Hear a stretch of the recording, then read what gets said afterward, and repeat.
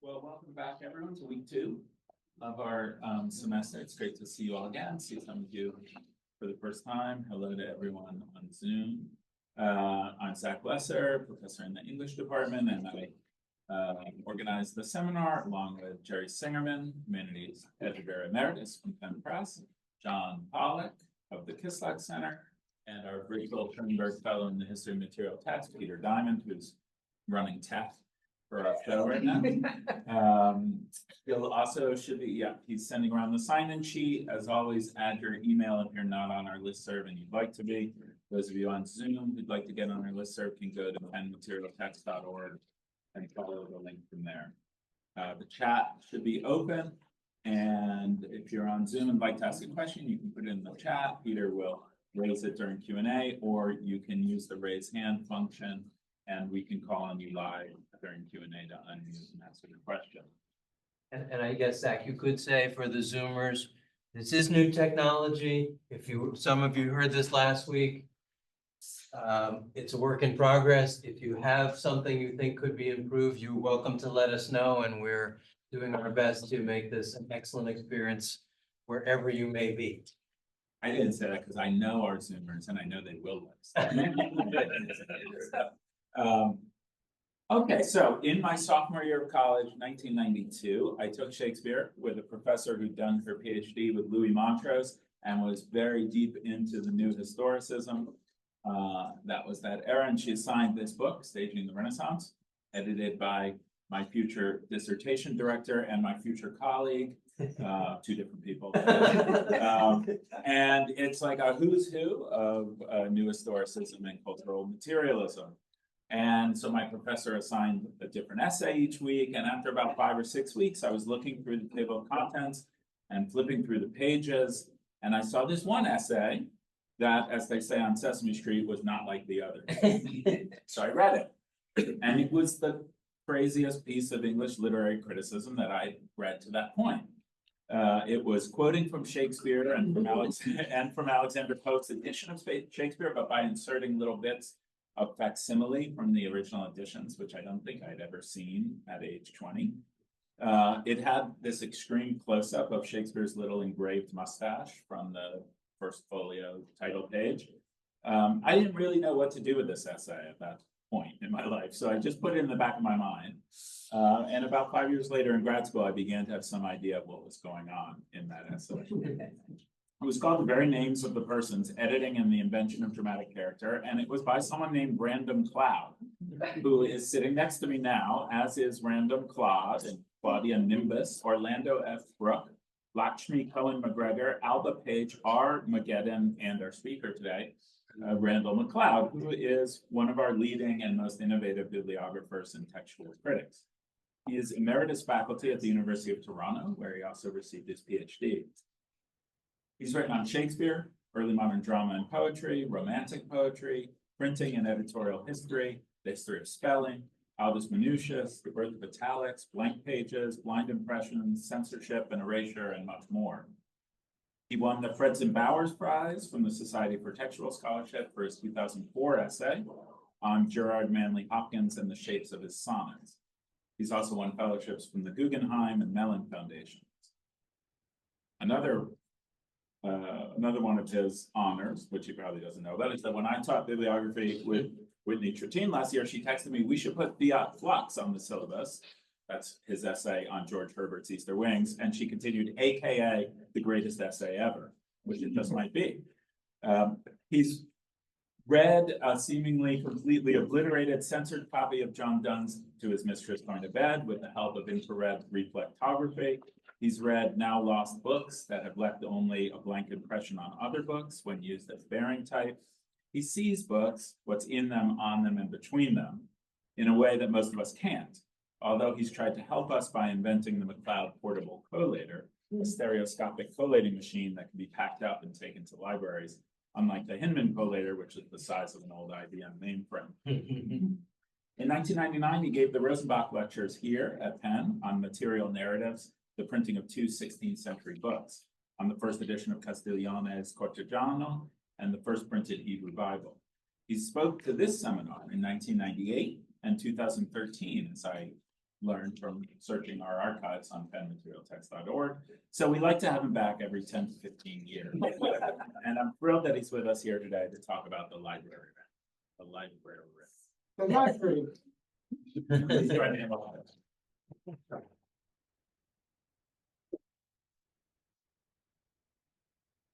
Thank you very much for that lovely introduction. How is my sound? Can you hear me? This handout, I won't say much about it, but he did talk about the later, and on the second page, you'll see an image of a young man at the collator. There are two copies of Orlando Furioso on the two-tiered reading stand, and one of them is farther away. And one eye looks naked at that, and the other eye is looking into an ocular mirror, and the gaze is deflected to an objective mirror, which is looking at the other copy, which is closer.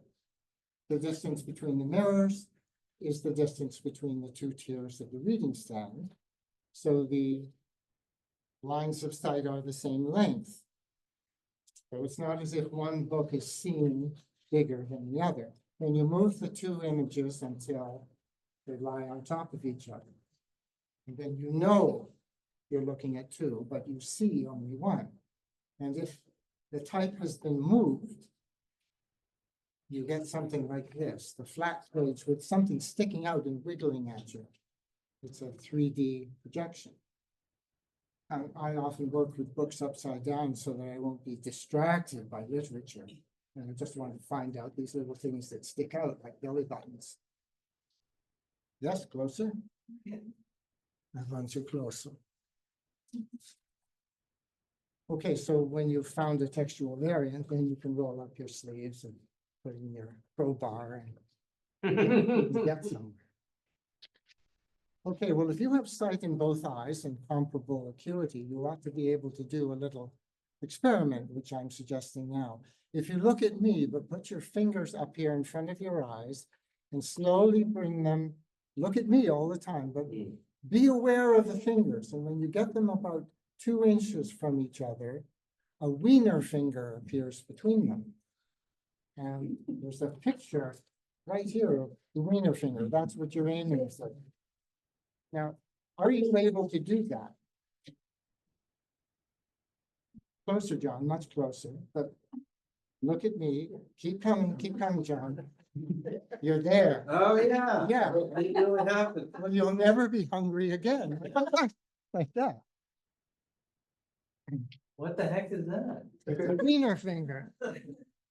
Then is die Deutsch is from the end.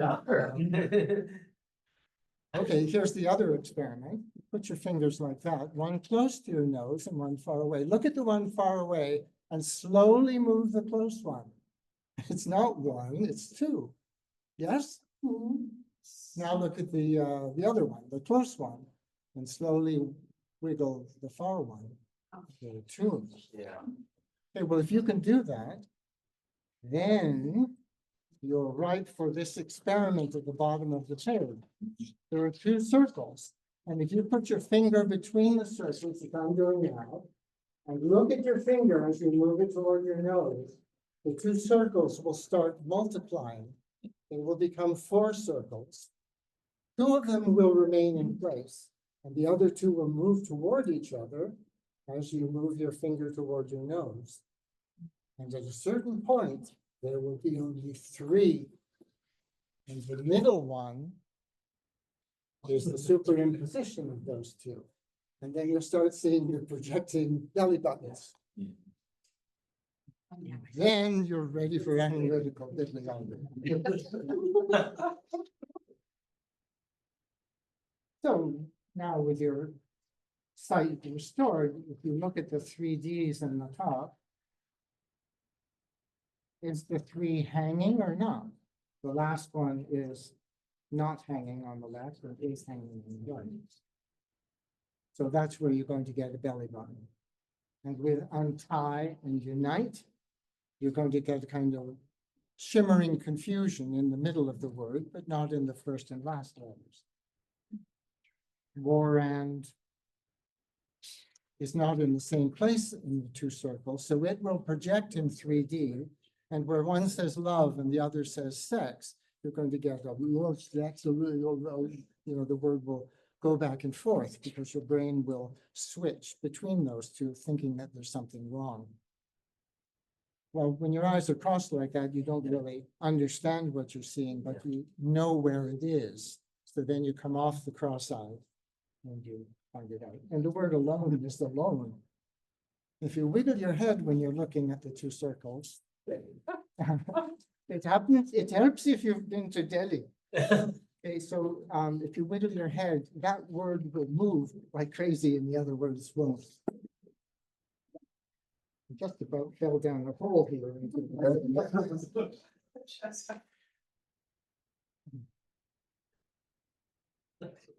So you don't need to buy my collator. As I got older, I found it was too heavy to carry, so I've gone cross-eyed. Well, it works for me. Okay, let's talk about what's on the screen. I have a text. So, as is painting, so is poetry. Randall McLeod says, as is poetry, so is painting. Turn it on its head. Yeah, we could collate it then. And now, or rather for our modern or postmodern age, as is prose, so is photography.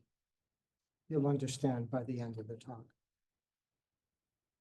Suzanne Simard is the forestry prof at the University of British Columbia. The 2020-21 Finding the Mother Tree treats communications by plants. She shows how they talk chemically among themselves. With her help, I want to show you how books talk to themselves. Here is a view of the foredge of my copy from below. You can see that there are 12 quires.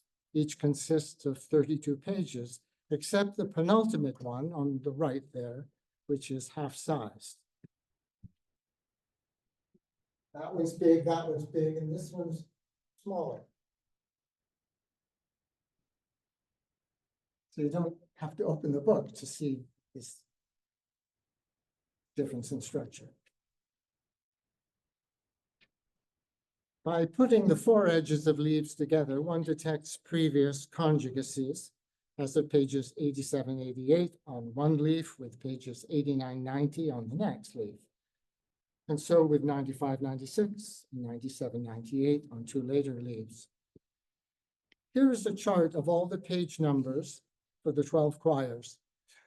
This is what bibliographers do late at night.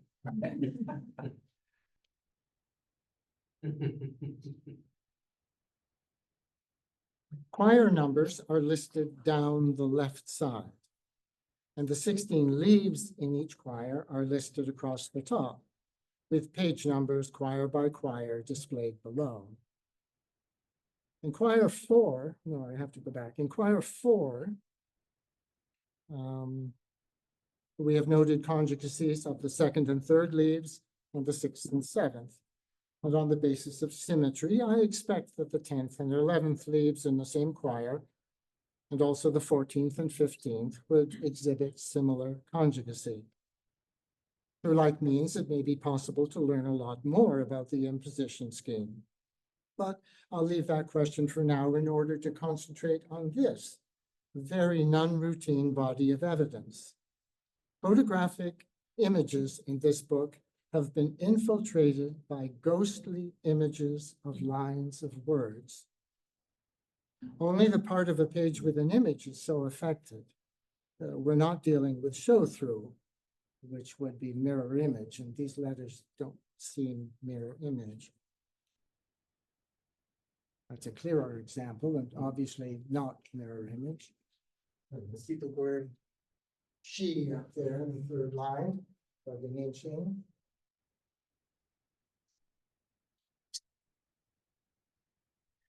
Here's an image of Hannah and Kelly Rose on page 223 in a normal copy. And here it is in Randall McLeod's copy. I'll show you now next the top line on page 223 in the middle, And above it, the top line of page 255. And at the bottom, the top line of page 303. These two later examples of top lines print in the same location on page 223. And I put some arrows there to help you, or help me convince you. So herself, that's pretty easy to see. But coming out of the bottom of the E is a descender, which I linked with the descender of the P in sprawling. And over here, the C and the O in crown are visible up there underneath, and I want to. So you're buying that? Good. You'll all pass. It's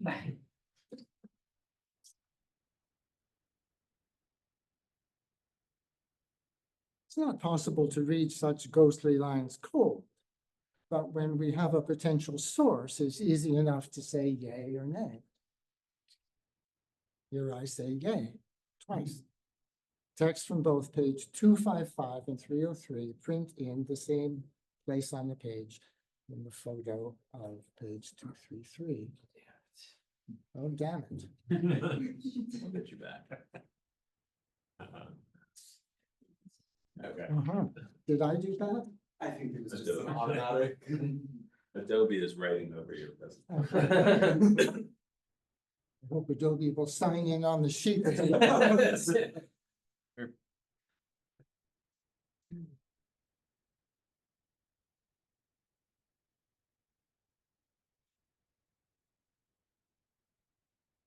So you see the word chemical halfway down? I've underlined here. We can read that one over there pretty easily. And off Kelly Rose's shoulder here, 194. You see that? Well, that's page 335. That's a new one printing on page 223. The word logging at the bottom. You can see that G very easily and an N before it. And the end, that's pretty good.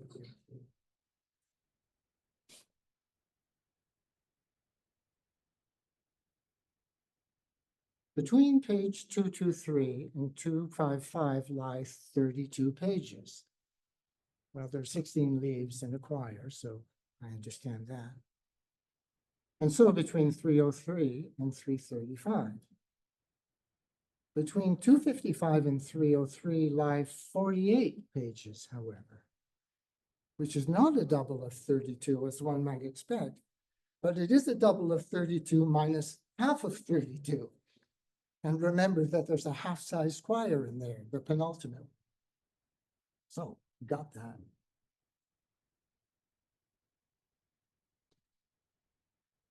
Here's my chart of pages again.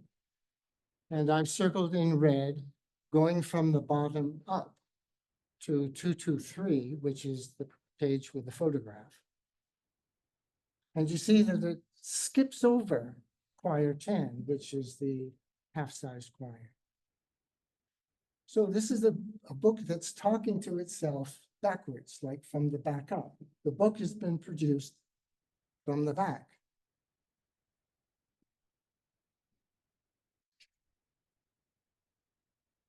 So in the earlier slide, when I was talking about quire 4, I was dealing with horizontal in the book, and now we're going vertical in the book. So what more can I say about this? I presume that offset production of 16-leaf quires using an insufficiently cleaned blanket is responsible. And I hope you who know more about modern printing than I do will correct me. So in offset printing, you have a metal plate with the page you want to print. And it gets inked, and then a roller goes over it. The roller is coated with a blanket, so-called, a rubber polymer.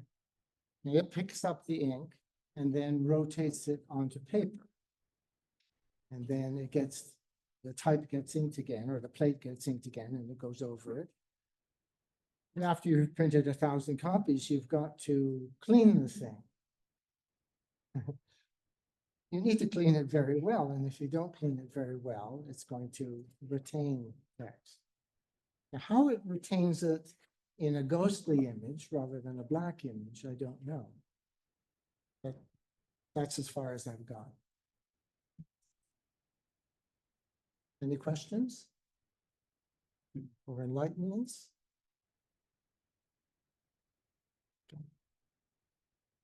Here are other places where it's happening in blue above, and off in the upper right-hand side, words are going to a picture. I've illustrated that on the right, but at the very top, it goes picture to picture. And I'm not going to show it to you because only my mother believes I'm right. So I'll just conclude with ut pictura, pictura. So if I show the pictures, that would have more impact as a finish, but I don't have the pictures.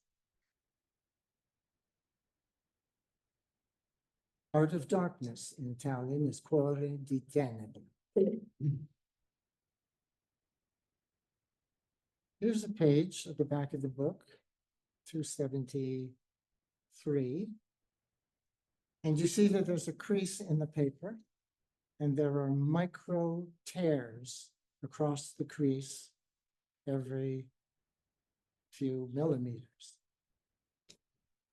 So that's page 273. 16 pages earlier, that's half of 32, is page 257. It has a crease, and 16 pages earlier is 241. And if you go backwards through the whole book, every 16 pages.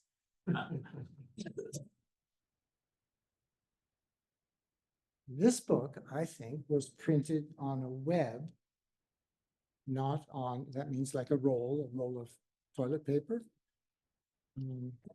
not printed on sheets. And printed from the front to the back.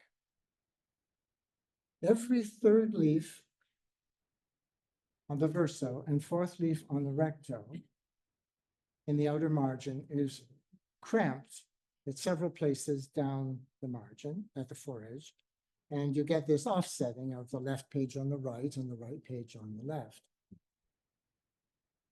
On the back of the fourth leaf is our crease, and with the micro tears across it, which you can't see too well. This is page 24 in Roman numerals from the front of the book. And down in this corner, there is offset. I can see what looks like non, and above it, I can see an EA and an L. Can you make out that? Or maybe a real or real. Now, there's nothing on the corresponding part of the page that could have come over and set off there. So what I showed you in the previous slide has to have happened after these two pages were folded together, and that pressure from the outside. And what's happening here is something, well, I'll show you, something is coming down, picked up ink and set it off down there. So I'm on the track now to find that thing. Anywhere at the top of this page, number 8, we were on 24 and 16 earlier is 8. At the top is in realtà and pronom. So let's go back and see if we can see that. So there's realtà and there's nom. I thought it was NON, but it's NOM. I make a lot of mistakes like that. Okay, now we were just on page 8 with realtà at the top, and at the bottom, I can see the word voice, or part of it. If we go 16 pages earlier from 8, where are we? You can cross your eyes and see if you can figure it out. And then we go 16 pages earlier. Maybe we'll have to go 32 pages earlier. And there we are at page 242 at the back of the book. So not only is our book being printed from the front, but it's going to the end and then it's going into the front of the next book. So something on page 242 in this book will appear on page 8. Next book. Now, above the word voice, where the pencil is pointing, is the word prehensible. So I'll talk now about offsetting of those two words. On the right, I've underlined prehensible near the top of the page, and the EN of it is setting off, where I've underlined over here on page 274. More easy to believe, perhaps, is could and what at the bottom of the page. It's pretty easy to see the ULD and the W below it. Okay, so the distance between prehensible and could and what on the right-hand side is the same as the distance over there. But what if we could get some offset that crosses over a page boundary? We may be able to figure out the amount of trim in the book. But it comes out as just like a roll of toilet paper. You've got to slice it like that and get them all together, and then you guillotine the top and the bottom, and then you're down to a smaller book. So now I'm going to try and determine those measurements. So at the top of this, we see prehensible, and it's setting off at the bottom on page 274. And ste idea on the top of page 258 is setting off at the bottom of that page as the word ice. So idea, the I is okay, but the D turns into a C because it forgets the ascender. Anyway, we can get that. You see, you have prehensible on one page and ste idea on another, and down here they're both on the same page. So we can take measurements at the top. Prehensible to the bottom of the page is 127 millimeters, and ste idea to the top of the page is 19 millimeters. Down here at the bottom, the distance between Pernan and ice is 152 millimeters. So I take that 152 millimeters and I put it at the top, and we can get the trim size of 6 millimeters. This is close reading. And here's more of the same. And if you go to the bottom, I get a total of 345 millimeters. 345 millimeters must be the circumference of the pressure wheel that transferred parts of prehensible from page 242 to 274. The radius of this wheel is 55 millimeters. So the diameter is 110. You're dealing with a wheel like that, 5-inch wheel going over this roll of toilet paper that's going like that. And that leads you to the heart of darkness. A wheel spinning at a very fast speed, 5 inches in diameter. So that's how to read Cuore di Tenno. And here you have voice at the end or near the end of copy A, transferring to near the beginning of copy B as voic.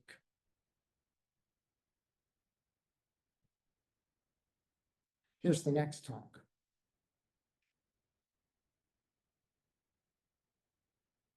Richard Clay of Bread Street Hill, London, printed 2 books of poetry by Matthew Arnold, The Strayed Reveller in 1849 and Empedocles on Etna in 1852. At the bottom left of the next slide, you see at the end of Empedocles on Etna, the printer, Richard Clay's name. And on the right is an advertisement for The Strayed Reveller to be sold at 4 shillings 6pence. Its format is small octavo. Accordingly, we might ascribe the following collational formula to The Strayed Reveller. And we might expect a form, here the inner form, to be composed like this. But this formula will prove wrong. So nothing is amiss with the recording of the signatures and their sizes, and the unsigned preliminary quire is 4 leaves, followed by quires B through I, with 8 leaves each. That's all right. Next, I'll show an image of the front cover of the edition binding, which pertains to both works, followed by images of the inside front cover and recto of the flyleaf.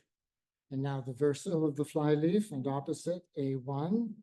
And I'll continue through the first unsigned quire A of the Strayed Reveller to the start of quire B. A1 verso 2 recto, A2 verso 3 recto, A3 verso 4 recto. Draw your attention to these 2 pages, blank A3 verso and also A4 recto, the first of 2 contents pages, to which I shall shortly return. In this last slide, A4 verso, the second and final contents page, and B1 recto with signature B at the bottom of that page. And here again is A3 verso, A4 recto. And now in close-up. Look closely, very closely. Read. Like many books, the Strayed Reveller talks to itself in whispers. Now it's getting interesting. On the left page, can you make out faintly inked lines of verse, mirror image? This blank page is not blank. If I flip the image horizontally, I can help you read the first letter of each verse and to see the variety of tabs.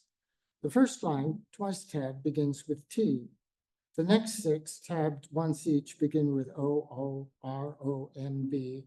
The next 4, S, M, S, T, are not tabbed at all. Once you know this, you'll be able to find the source. On the left of this slide is the contents page. So in the next slide, I'll show you that, and I'll comment on the offsets on it. This is page 106, H5 verso. Right? That's at the back of the book, right? Shown on the left, that has set off faintly on A4 recto on the right. Try matching the first letters and tabs on the left with their offsets on the right. So for example, you've got HFF, there they are right above my finger, and then tab in here to FAA. You see that? It works for you? Good.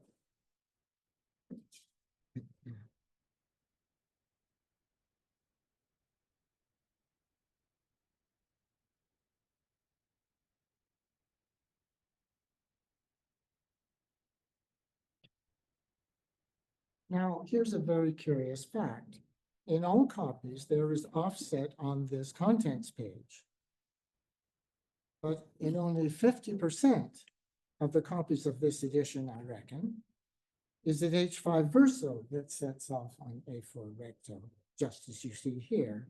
In the other 50%, it is something else that sets off on this preliminary page. It is page 124, I6 verso. Now, this is really faint. I feel confident with the word Fausta in the headline. I can see it shimmering way over there, that far. It's a long headline, so when you see something offsetting there, you get out your ruler, you measure every other headline. You convince yourself that you're seeing Fausta in that fog over there.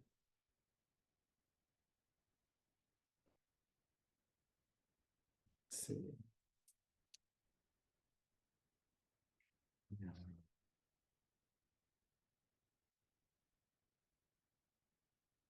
When we trace the offsets on the 7 other pages of Quire A and these 2 copies, each contains one set of offsets or another set, completely different, both from Quires H and I. Not just these 2 copies, but every copy of the Strayed Reveller I have seen exhibits one set of offsets or the other. Puzzlingly, however, in only half the copies I have seen, about 3 dozen, do Quires H and I themselves sport any offsets from A. 50% do, and 50% don't. In the other copies, H exhibits offsets only from G and I exhibits offsets only from H in itself. More of this later. Back now to choir A.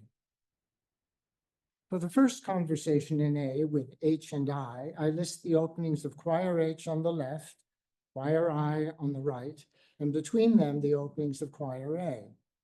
The double-headed arrows indicate mutual offsetting. One-headed arrows, as on A2 verso or A3 verso, are explained by the fact that those two pages can receive offset, but have nothing of their own to offer, because those are blank pages. But of course, there are no blank pages. And here's the second conversation. And here are both conversations together for you to compare. Don't cross your eyes. There's nothing very intuitive about these conversations, but if you look closely, there is distinctive structure.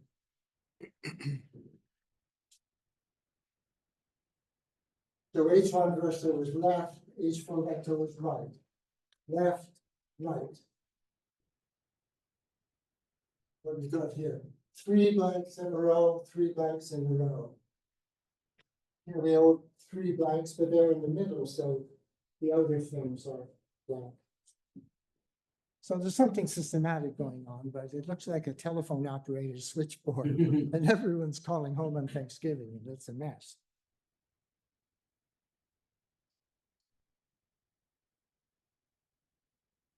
So here am I.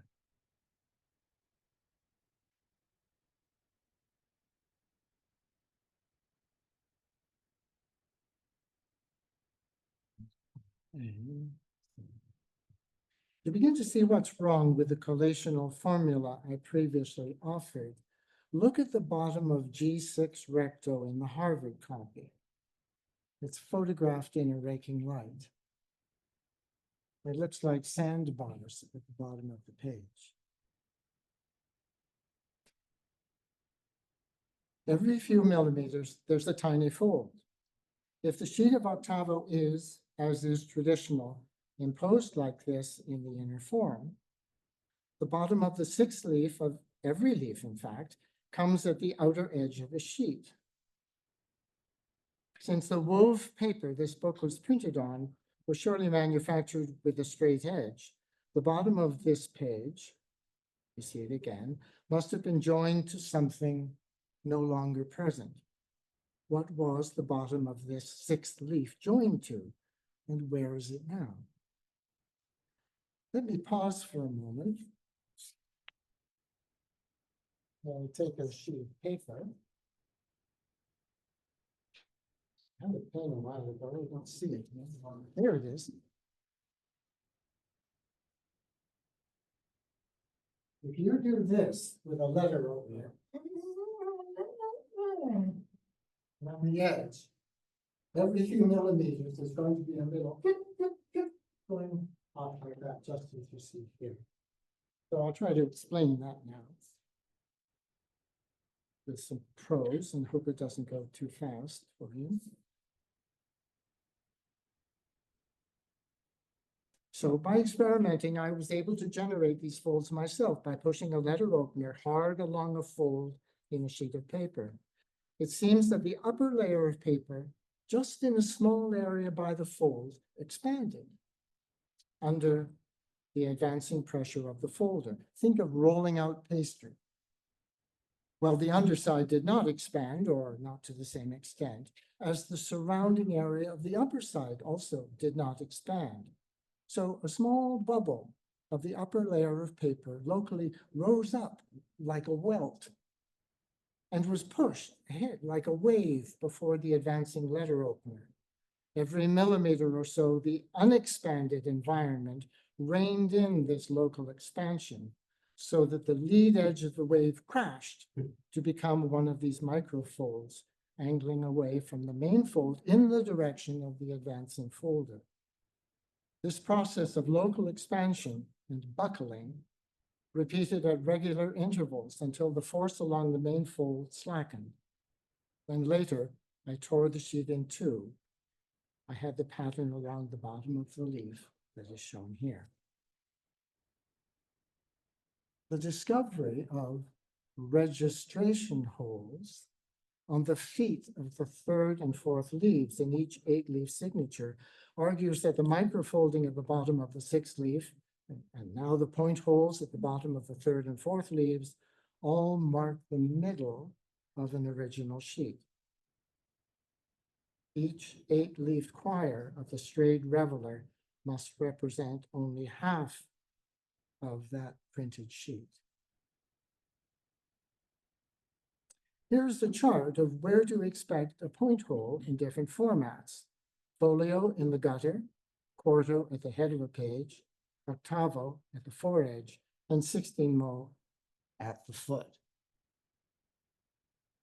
16mo at the foot. Is this a small octavo? It's a 16mo.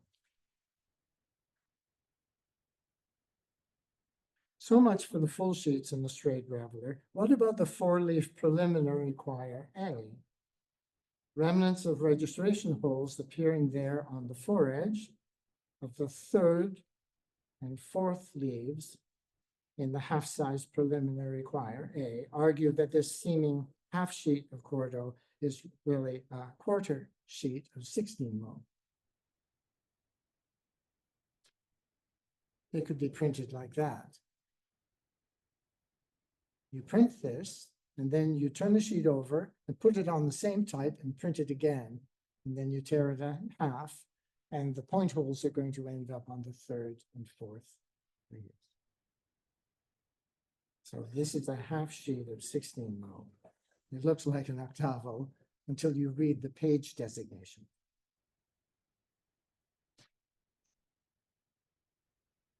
Knowing now that the format of the strayed reveler is 16mo, not octavo, despite the claim of the publisher's advertisement, we're ready to revise the collation of this volume.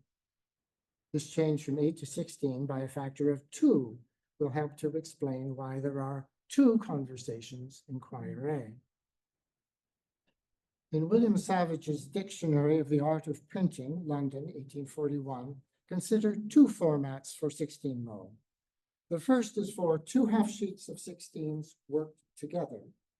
One half sheet is signed B, and the other is, confusingly, also signed B, but with an asterisk. If Richard Clay used this method, quires B and C could have been printed on one sheet, and D and E on another, and F and G on another, and H and I on another. Each such sheet would eventually have to be torn in half to yield 2 different signatures with the point holes on the bottom. This format was not the one Clay used. The other format from Savage for 16mo is for a half sheet of 16s printed by the method known as work and turn, which I described a moment ago for the half sheet, in which a sheet imposed with all the pages of a single signature, having been printed on one side, is turned over and printed exactly the same on the other, so that the fully printed sheet contains 2 identical copies, Siamese twins. With eventual division of the sheet, see the scissors, the 2 halves go their separate ways to different copies. I surmise that it was this second format that Clay used to print both the strayed reveler and Empedocles on Etna. You'll soon see why. Now, between the printing press and the bindery lies the warehouse. It's not merely a storage facility. 3 important functions were performed there while the Siamese twins were still joined. They are gathering, booking, and pressing. These tasks of a warehouse man are set out as early as Moxon's late 17th century mechanic exercises on the whole art of printing. So in alphabetical order, the warehouse man puts out in a row on a bench the heap of each sheet. So 1,000 copies of sheet B, 1,000 copies of sheet C. A gathering of sheets is made by walking the length of this row and taking one sheet from each pile in order. Last, with the folding of these gathered sheets in half, one has what's called a booking. Each booking in the work and turn format contains the materials ultimately for making 2 text blocks, ultimately. But before those Siamese twins were separated, many such bookings were amassed and placed in a standing press overnight, says Moxon. So 1,000 pounds of pressure on all these bookings. You come back 12 hours later. Which must have been the means of the systematic offsetting that features throughout copies of the Strayed Reveller. At least in quires A and in E through I. Presumably quires B and D were dry by the time they were locked up in the standing press. And also it says that A, the preliminary quire, was printed late because its ink was still wet. But the important observation here is that the standing press could be, unintentionally of course, a printing press.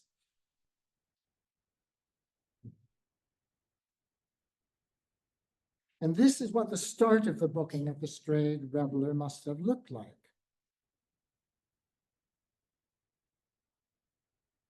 Sheets B through H only. Now consider the upper left corner. H1 verso is visible. So on its other side, H1 recto lies, and it faces G1 verso. So when you press those 2 things together, they're going to set off on each other. Consider now the upper left corner, H1 rectos. Did I say right before? Anyway, consider the other corner. On its other side, if it's verso, lies recto, and so on, and you're going to get a different setting off of G and H over there. Now let's finish the booking and see more of how offsetting takes place in it. Oh, skipped over something. You see, there's the same kind of offsetting, but out of phase on one side of the pile, one Siamese twin and the other. So this is a very different kind of thing than what I showed you before. It doesn't look like a telephone operator's switchboard. It's much more systematic. I'm going in that direction now, systematic. Anyway, back to the beginning of the booking. Now we're going to add A. And now we'll add I. This booking is asymmetrical. If A were put in the middle of I, it would be symmetrical. But it's very common not to do this because the gutters bulge out always and open the center, and it's easy for something small in it to fall out. But if you put it off center, it's held more snugly. I think that's the reason. It's like when I showed you in the Mother Tree book, it was the antepenultimate gathering that was half. If you put it at the end, the sewing of the book is not going to work so well. So same logic here. And now look at the offsetting. It's not like an operator's switchboard. All these things are parallel. It makes a lot of sense. So here, 2 versions of A are setting off on one version of I.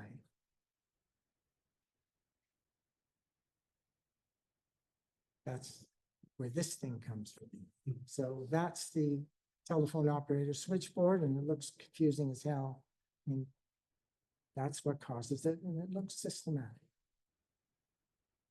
Okay, that's where we were. Now let's turn A over. There's 2 versions of A talking to H. So 2 distinct conversations appear in A. Now I'll turn A back where we've been. Now let's look in the middle of I. I talks to itself. If we turn that over, I talks to H. So in 50% of the copy, H and I will have offsetted A, and 50% they won't.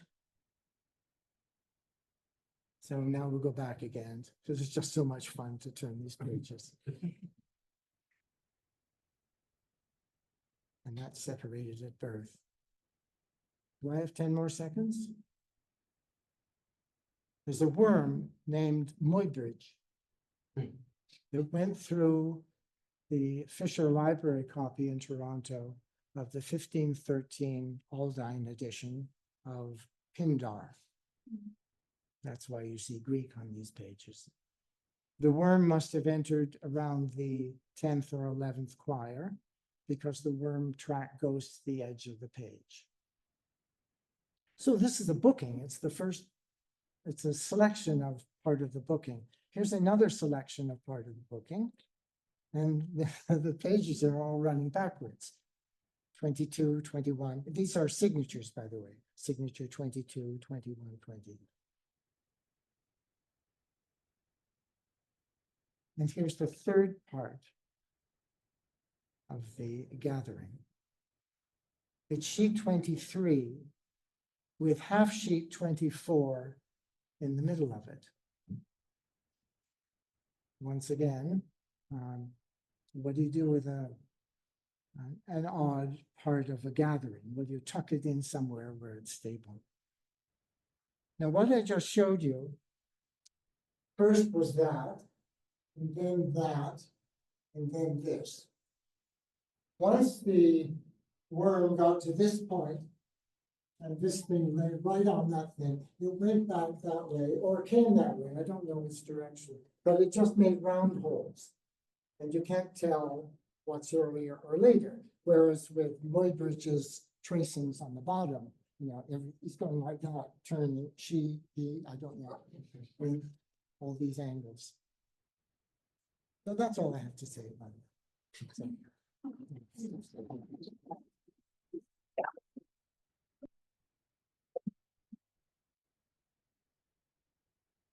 Okay, the floor is open for questions. Can we get everyone up on the screen? If you want to share. I am sure.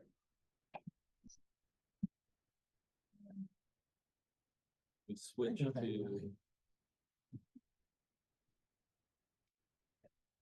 Okay. Oh, I guess we could keep this one on speaker so you can see the person. Okay, the floor is open for Liliana, as usual, with our first question. Thank you. Thank you so much, Randall. That's a pleasure. This semester, I'm teaching a course on the history of the Gothic novel. And the properties of the Gothic novels are a consideration of architecture, the occurrence of apparitions, and an insistence on genealogy. And once they describe the relations, it looks a little bit like your telephone connections. Yes. So listening to you, I thought I'm in the next chapter of the Gothic novel of printing. And so I wonder what happens with the conclusions of the Gothic novel. They try to establish property. The building has to belong to somebody. Somebody has to be the true prince. And a happy end. Somebody has to get something. They don't end tragically. So I wonder, what is the property and the happy end of the Gothic novel of printing? Who is the true author at the end? Is it the printer or the worm? What is the happy end? Is it the coming together of the Siamese twins? Or is it the proper reading of the text? So I wonder whether you can push this further a little bit. I know Well, I think the maybe proper coming together of the Siamese twins and my recognizing paternity. I'd be that. and therefore inheritance, proper inheritance. Yeah, when I go, they can inherit my pressure wheel. It's 5 inches in diameter. That would be what I will pass on to them. People aren't laughing. I thought I was making a joke. So I'm the father of the Siamese twins. And my reward is the pressure wheel. And out of my immense generosity, I give it to my children. Thank you for a lovely question. Michael?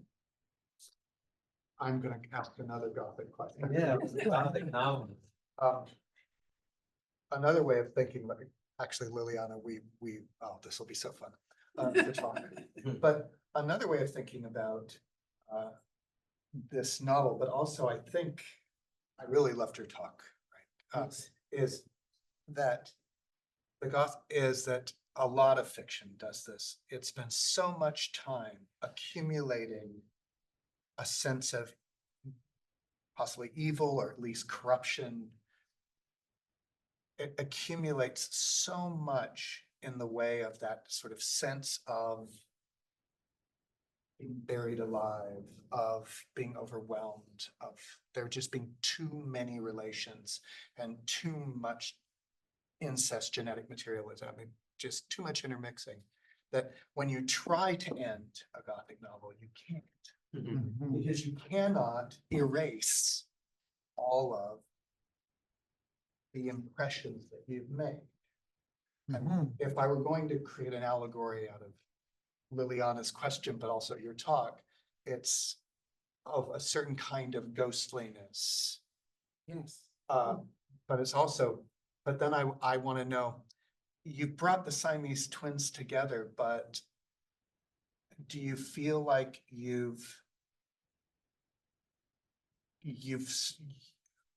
actually another way of putting it, what questions for you remain unanswered? Do you feel like you How to were? get myself invited back. No. I've been working on that one for a while. This is a free meal afterwards. But you get what I'm, like those patterns I find mesmerizing, right? Good. I As spent a long time doing yeah, it.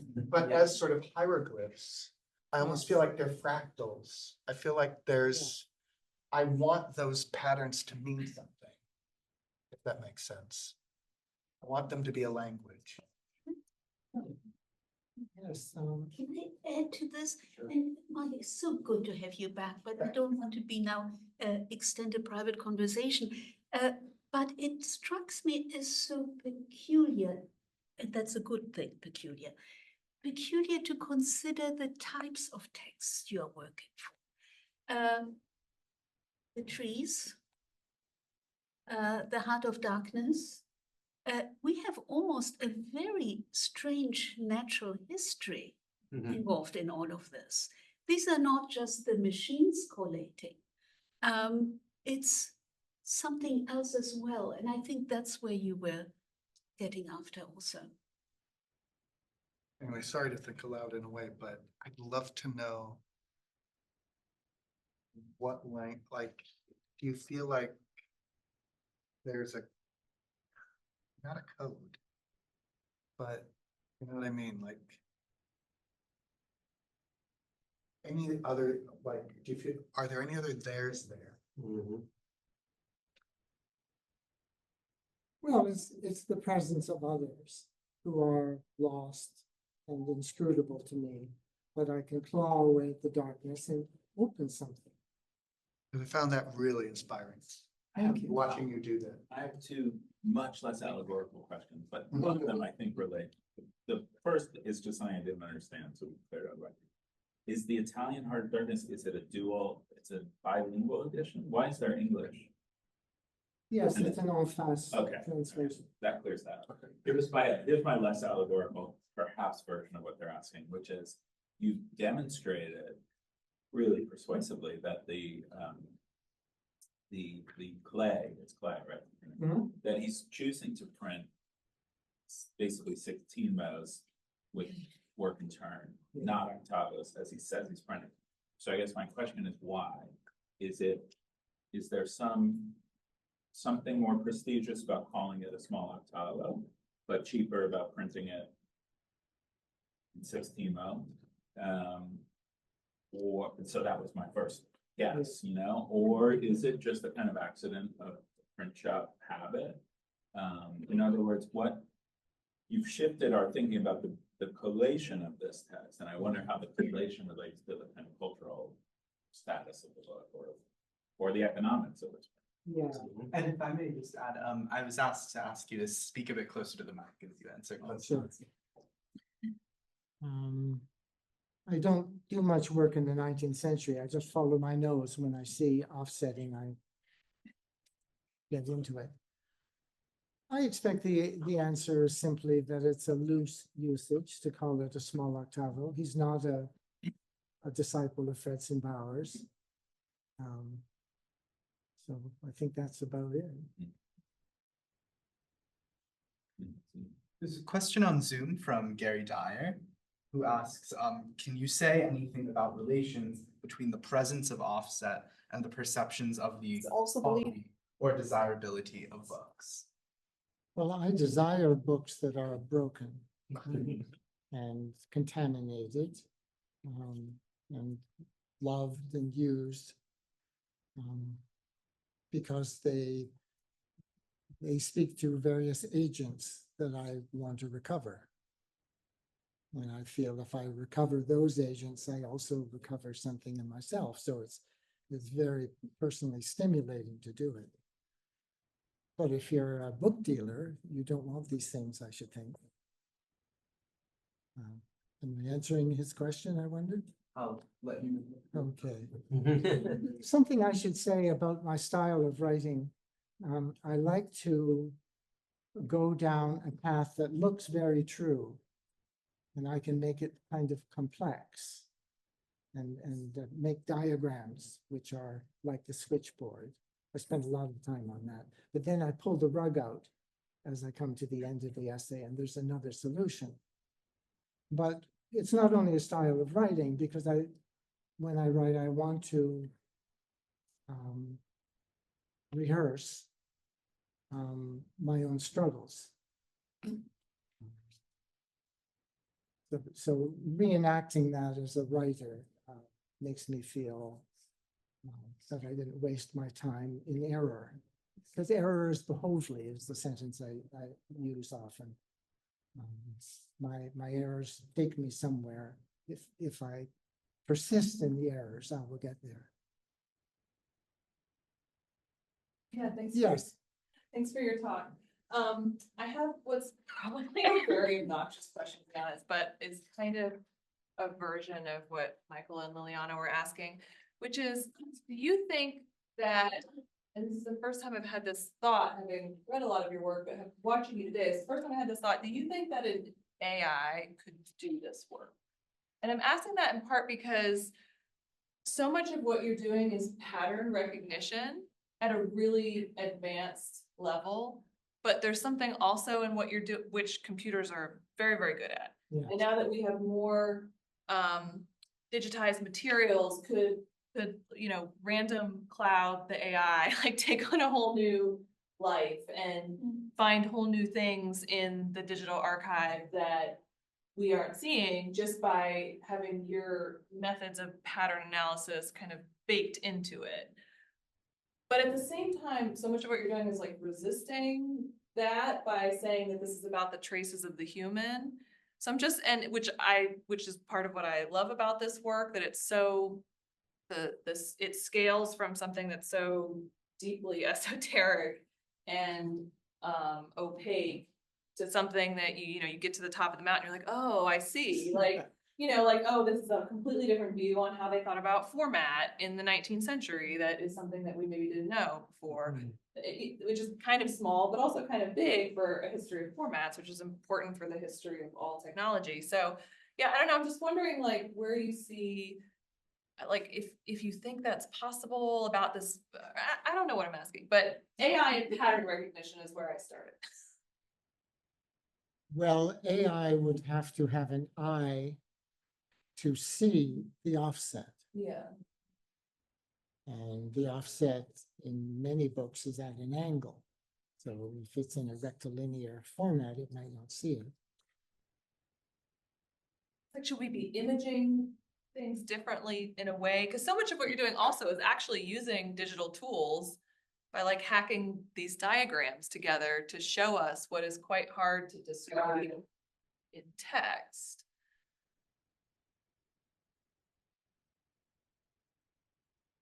Well, I think the problem for most literary students is that they read the books. What I do is I look at them.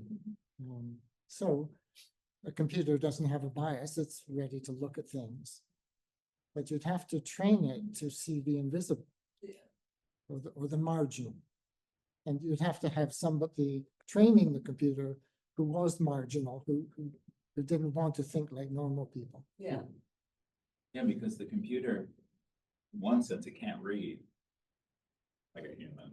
And the other sense, that's all it can do. I mean, it's much worse at seeing image. You're essentially treating text as image. But we all know if you try to like Google image, it's much worse at images than text. So I think it's that problem of things being, the offset is never going to be perceived to look like text in the sense that it can be OCR'd, or it's not going to align properly, it's ghostly. So it's much more like a painting, which I feel like AI can generate paintings, but it can't really do the same kind of matching with image that it can do with text as easily anyway, as far as Right, and there's a way in which like this practice could actually help AI and help people think differently about how those tools could be scaled towards that kind of work. Yeah. Thank you very much. Very stimulating talk. I was wondering a little bit whether this approach, which is very fascinating and kind of comes from us as sort of it's kind of an intellectual approach to this problem. And I'm thinking about the sort of artisan, i.e. the person who works in a print shop who has sort of embodied knowledge of the printing process. And of course, for your Aldine, you don't have Aldus or anyone else to ask, but for the, Heart of Darkness or the book on tree intelligence, I mean, if you just showed it to a modern day printer, couldn't they just say, well, yeah, I mean, this is what's happened. And so I guess the question is sort of, is this approaching the problem? I mean, it's kind of like, eating a croissant and, going around and eating like thousands of croissants to figure out what's in the first croissant you ate instead of asking the baker. Is this a sort of, have you spoke, I mean, presumably you work with printers or people who know about the commercial printing process, and do they have insights? Have they helped you see things? Well, at Massey College at the University of Toronto, there is a printing room. And we have a printing press that was from the firm where William Morris worked. So that's our pedigree. We have all kinds of type. And so I have practiced setting type and I printed a Hebrew booklet and things like that. But with finding the mother tree, I wrote to the publisher. And I got an answer back about how modern offsetting is done. And I wrote back and said, but I really want to speak to the printer. Here's how modern offsetting is done. So, yeah, the door is closed in my face. Right. And I sent pictures of Kelly Rose with 194 off her shoulder and things like that. And I didn't get anywhere. How did you find that copy? that was my other practical question. Did you just get lucky? I mean, okay, either you got very lucky and have found the copies of each of these books or every single book that we happen to pick up has some of this in it. I'm just missing most of it all the time. Well, when I go to a bookstore to buy a book, I get a pile of the books and I go through them all, looking for ones that are speaking to me. I remember at the Harvard bookstore, I got a book in which the bolt at the top was not cut. And I took it to the cashier. I was very happy and put it down. And getting out my credit card, he said, "Oh, I'll get one that isn't damaged." Yeah, you're the best customer. You buy all the books no one else wants. Well, I'm very slow at a bookstore because I look through every copy, look at the spine, and can I see the gatherings? Like in Mother Tree, you can see the gatherings from the bottom, but not from the top. Because when you fold it, they aren't spreading, but as you get toward the bottom, they spread out like that. But if there were a copy that spread at the top, then I would probably one of each. Another question from the Zoom chat. Jessica Linker asks, I enjoyed the diagram. I wonder if Professor McLeod has practitioner's advice as to how to depict complex or weird impositions. Because I too am into obscure bibliographical clues, and sometimes it's hard to devise something readable and clear for information that deviates from normal imposition expectations, if that makes sense. I like the diagram where the imposition was visible in the bound book in particular. So in other words, is there a diagram strategy? Well, Adobe Creative Suite sells Photoshop, Illustrator, and InDesign. And you can rent them for like $1 a day, each of them. That's $3 a day if you get the whole thing. But Illustrator allows you to draw all kinds of shapes and make arrows and curve the arrows so that you want. Choose your arrowheads. So I recommend Illustrator. Just that alone, play with that. And then if you want photographs, you might want to get Photoshop to put in it. And if you want to do layout for your own diagram, your own essays, which I do, because I want to control, I'm a control freak when it comes to the shape of the essay. Then you can go to InDesign. And if you have any questions, the handout has my email on it, doesn't it? Yeah, right. So email me if I can be of any help. I could send you sample diagrams and so on. So I could do a lot of the Illustrator stuff myself, but I do hire someone who's a graphic artist to do more subtle things, like put in shading and so on. Jerry. No, It makes me it wasn't a realize question. that I was, must hate you. yeah, no, I mean, it's, Your essays. so many times in my career of publishing, we get a panicked call from an author saying, I got my carton of books and there's an upside down signature, or there's a missing signature, or the wrong book is bound in the cover. And we would then, then I would run up in a panicked way to the production manager and say, something has gone horribly wrong. And we would then try to convince the warehouse to do a spot check of the entire run. And invariably that, that bum copy that the author got was the only bum copy that was found. Right? So these accidents happen, right? Sure. And they're kind of sports. And so, I mean, I think it's remarkable that you find so many sports. I'm just another thought about the talk and the presentation, the kinds of questions that were asked, especially at the beginning. If I may be so bold, as in a way, I think you may do yourself a disservice by being too clever in the particular books that are being selected. So there seems to be a thematic connection between the trees and the extremely complicated networks of communication, or there's something wonderful about entering the heart of darkness and coming upon this conundrum. But as you say, you're actually not reading the text. You're looking at the artifact, and so the connections that we want to make between the particular text and what's going on are actually red herrings, right? And I think back to what you were doing with the Rosenbach lectures in the past, and doing so many other places. In fact, is specifically looking at texts that are written in languages that you may not be able to read, right? Or looking at, as you said, looking at things upside down, because it's in fact the pattern that is the important thing. And again, if I may be so bold, it's not the funniness of the Heart of Darkness, which is indeed funny, right? That this leads you in that direction, but it could be any book, right? Anyway. And I'm glad you said red herring, because I think that's true.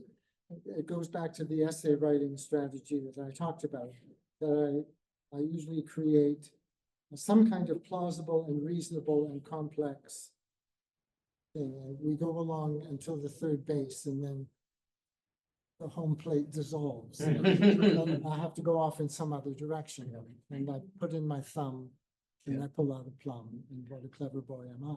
Yeah, and the other thing I'm thinking of is looking at the orrery behind you.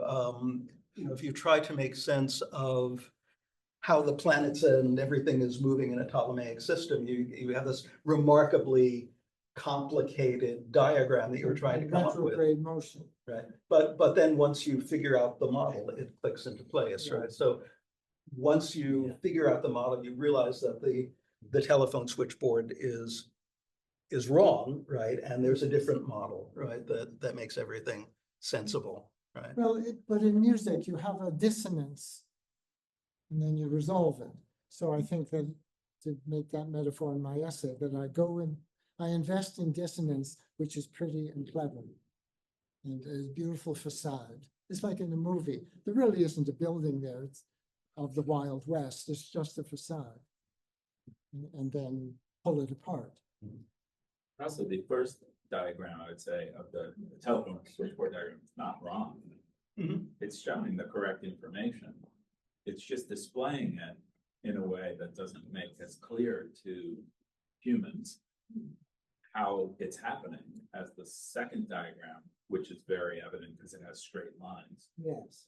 But there's two different visualizations of the same exact information. So in that sense, they're both correct. This also, you know, thinking it back to Whitney's point, which is like the data is the same and it can be outputted in these two different diagrams.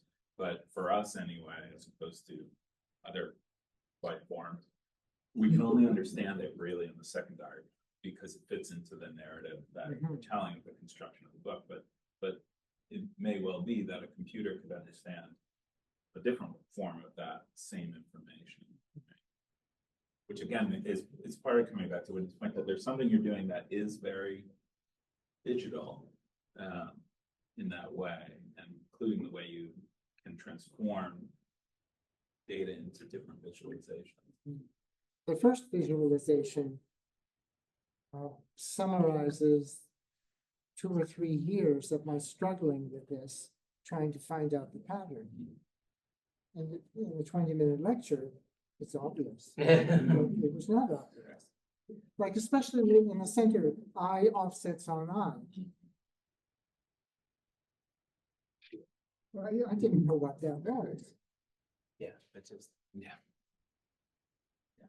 Thank you, Randy. I mean, this is, first of all, it ain't obvious to me. That's why I'll never be good at this stuff. But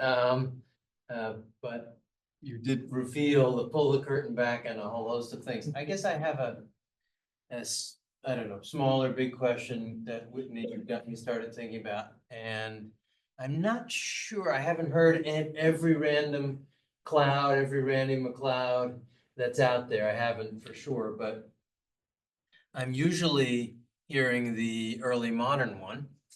And one of the things that I'm just trying to figure out now is this was a very contemporary, and then we went back to the 19th century. With a lot of other things mixed in, yeah. But you know, for me, when I explain this stuff or try to think about it or try to help students, feebly though I am with this, I lean a ton on hand press period, machine press period. The great chasm that I was taught about how stuff changes so radically, and we need to emphasize that, and that you know, they are different worlds. And your talk is making me think about how really, I don't know, what do you think, Whitney? It's like the questions are not, and maybe I have that wrong, and actually. I'm nodding vigorously because I remember in DeskVid they say, you know, all collation and all this goes out the window, but you're using, you're putting the same methods. Yeah, the same methods, the same ways of looking, the same, you know, that essentially is usually the, you know, the world of the early modernist. And I'm not saying, of course, you know, when people are offset is a whole, the technology is not the same. We gotta put the methodology that you're using is, and I just feel like you have something more to say about, maybe we should not be so obsessed about those two different worlds that Gaskell and everybody else is gonna tell us. Thanks. It's been a great pleasure. Thank you. But you do need to think about the distinction between a web press and a non-web press, right? So. You need to know, and you need to know about that, Yeah. but I think what runs across that divide and what really comes out in this talk is the fundamental question of format. Format of the book as the relationship between the text and the way that it's printed, is there in both, right? And you need to know whether it's printed through offset, the method of the technology of printing. If you don't know it, you're not going to understand what you're seeing. But once you know that technology, how it works, what you're showing in all the books, including the worm, is that fundamentally the question of format, the relationship between imposition, printing, gathering, folding it's like the linchpin of the analysis, and all the other stuff it's like factual information you have to know. Yeah. But it's not a fundamental transformation of the methodology, which is why bibliography works for all these things. Yeah. There's another question from Zoom from Gary Dyer. What are You the didn't answer this previous question. what are the possibilities and limitations of examining offset to reconstruct the printing of individual works, e.g. sequence of events, and then a follow-up, not that any of us aspire to be Charlton. No, Well, Gary speakers. The first part again. Yeah, absolutely. Second question, what are the possibilities and limitations of examining offset to reconstruct the printing of individual works? I think you just think about Hinman, the way that Hinman used the examination of individual pieces of type to reconstruct the printing of the first folio. It's like can you use offset as a technique? kind of like an Reconstruct how editor. individual. Yeah. What I've been talking about today, I think, is reconstructing the booking, not the printing Yeah, that's. or the gathering. I was especially excited with the worm, that I could tell that the second of the three gatherings I showed you was going in a backwards direction. There are two ways to do that. One is you walk down the row this way and pick up B, C, D. And the other is you walk the other way and pick them up. Or you get it and you fold it this way, or you fold it this way. So I can't answer that, but which way it was, but the worm tells me that it was booked backwards, the second of the three. That really just pulled a curtain away from me. I never expected I'd be able to. Well, that's not true. Books printed in Lyon at the beginning of the 1500s, ripping off Aldus's octavos, were booked prematurely, and they offset like crazy, and you can reconstruct the booking very well. But the bookings I've done that way are quite methodical and regular. But when I found Muybridge going through that booking, I was just so excited. Next week's talk is on Muybridge, funnily enough. Not the one. Anyway, so I'm not sure I really understood the question. It was about reconstructing printing, and I'm saying booking. I think maybe, I don't know, I want to speak for you, Gary, because I know you're out there, but you're working on a 19th century author as an editor. And maybe part of your question is like, can an editor work this kind of knowledge into their practice of textual analysis to talk about the production of a book? Or maybe you're saying we should do that rather than just sticking to what we think of as the printing shop. You're saying we need to look at the assemblage of the works as part of editorial practice. Gary says, yes, John, although in any period. In any period. But if you're really saying that the offset that you're saying is really occurring in the binding process. Right. Not in the printing process, where It's a pre-binder, it's a warehouse. the warehouse, but not, for instance, in sheets accidentally touching each other as they're being printed, which might then help us, for instance, reconstruct the order Yes. of printing, order of gathering being printed, the order of the sheets being printed. But here, it really couldn't tell us about the order in which the sheets were printed because it happens after the sheets have been sorted Right. into their into each gathering, and then they're being picked Mhm. for each book. So it couldn't really do this kind of offset anyway. Couldn't really tell us anything about the order of printing in the way that Hinman did for the first folio. Yeah. Maybe there's other kinds of offset that happen when you're hanging the sheets up in the printing house or something. I could potentially see that if you were hanging a sheet over something like a dowel and you didn't clean the dowel. Well, that's thinking. On that note, we will give Randy a round of.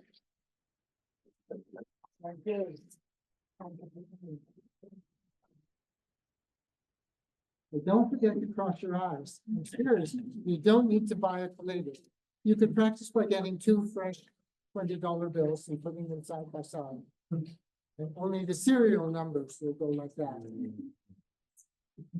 Unless it's a counterfeit.